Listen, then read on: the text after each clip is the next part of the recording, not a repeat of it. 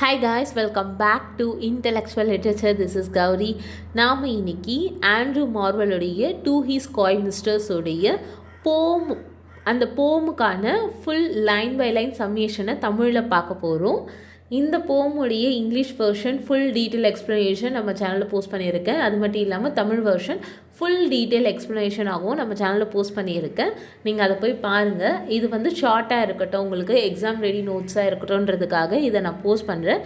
இது வெறும் போம் லைன்ஸ் மட்டும்தான் நான் தமிழில் போஸ்ட் பண்ணியிருக்கேன். நீங்கள் இதை முழுசாக பாருங்கள். இது ஷார்ட் வீடியோவாக இருக்கணும் அப்படின்றதுனால போஸ்ட் பண்ணியிருக்கேன். ஏன்னா லாங் வீடியோஸ் வந்து சில டைம் வந்து உங்களுக்கு எக்ஸாம் கிட்ட போகும்போது ஹெல்ப்ஃபுல்லாக இருக்காது. அதனால் ஷார்ட் வீடியோவாக சின்னதாக இதை பார்த்துட்டு போனீங்கன்னா உங்களுக்கு ஹெல்ப்ஃபுல்லாக இருக்கும். Okay, let's go. நமக்கு உலகம் முழுவதும் இடமும் முடிவில்லாத நேரமும் இருந்தால் பெண்ணே, உன் இந்த வெட்கமும் தயக்கமும் தவறு அல்ல. நாம் அமைதியாக உட்கார்ந்து நீண்ட காதல் தினத்தை எப்படி கழிப்பது என்று யோசித்திருப்போம்.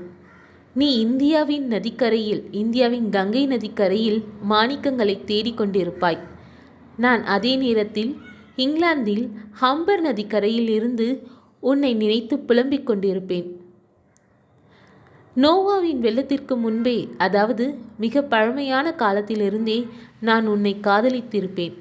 நீ விரும்பினால் 1000 ஆண்டுகள் கூட என்னை மறுத்து கொண்டே இருக்கலாம். என் காதல் ஒரு செடி போல பேரரசுகளை விட பெரியதாகவும் மெதுவாகவும் வளர்ந்திருக்கும். உன் கண்களை புகழ்வதற்கென்றே 100 ஆண்டுகள் செலவிடுவேன். உன் நெற்றியை கவனித்து ரசிக்க இன்னும் 100 ஆண்டுகள். உன் ஒவ்வொரு மார்பையும் வழிபட 200 ஆண்டுகள். உடலின் மற்ற பகுதிகளுக்கோ 30,000 ஆண்டுகள். உன் உடலின் ஒவ்வொரு பகுதிக்கும் ஒரு யுகம். கடைசியில் உன் இதயத்தை காண்பேன். பெண்ணே, நீ இப்படி போற்றப்பட தகுதியானவள். இதைவிட குறைவான காதலை நான் கொடுக்க மாட்டேன். ஆனால் என் பின்னால் எப்போதும் சிறகுகளுடன் காலம் வேகமாக நெருங்கி வருவதை கேட்கிறேன். நம்முன் முடிவில்லாத வெற்றிடமான நித்திய காலம் விரிகிறது.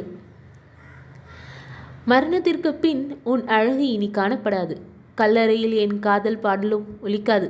அப்போது புழுக்கள் நீ நீண்ட காலம் பாதுகாத்து வந்த கன்னித்தன்மையை சோதிக்கும். உன் மரியாதை மண்ணாகிவிடும்.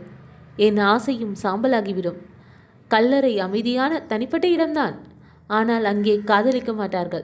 ஆகவே இப்போது இளமை மங்காத நிலையில் உன் தோளில் காலை பனித்துளி போல் ஒளிரும்போது, உன் விருப்பமான ஆன்மா வெளிப்படும் இந்த நேரத்தில், உடலின் ஒவ்வொரு துளையிலும் ஆசை தீ பற்றும் போது, இப்போது நமக்கு வாய்ப்பு இருக்கும் வரை மகிழ்வோம்.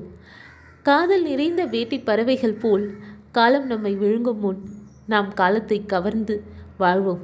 நம் சக்தியையும் நம் இனிமையையும் ஒன்றாக சேர்த்து கடுமையான முயற்சியுடன் இன்பத்தை பிடுங்கி வாழ்க்கையின் இரும்பு கதவுகளை உடைத்து செல்லலாம்.